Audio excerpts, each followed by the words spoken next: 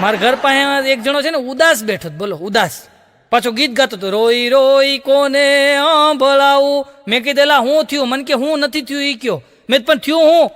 અરે મન કે હું રોજ ઘરે જાઉં ને એટલે મારી ઘરવાળી અને મારો કામવાળો એ બે સોફા ઉપર બેઠા હોય આરામથી.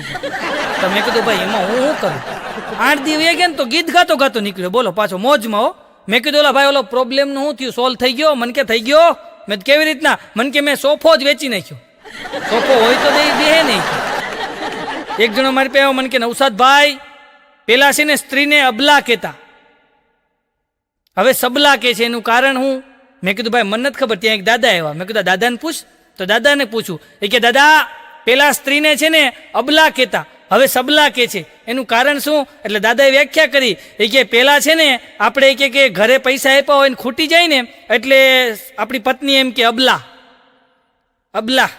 એટલે એને અબલા કહેતા. તો મેં કીધું હવે સબલા હું કામ કે છે? કે હવે તો આપણે જેવા નોકરી કરીને આવીએ કે ધંધો કરીને આવીએ, પૈસા હોય ને એટલે તરત કે સબલા એટલે કે સબલા એમ કે. બોલે એને આવો અર્થ કર્યો.